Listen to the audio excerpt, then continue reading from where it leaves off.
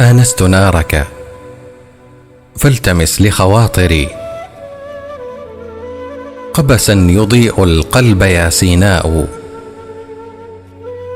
تربت يداي إذا حرمتك شافعا ومنعت حوضك أيها السقاء.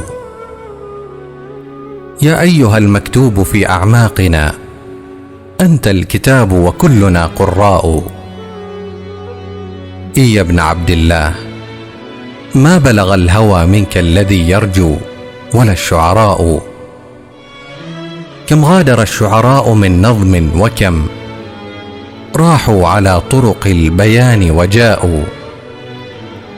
وتظل في كل القلوب محمدا الصمت فيكم والكلام سواء. صلني فوا فقري إذا لم ترض عن وصلي وترضى القبة الخضراء.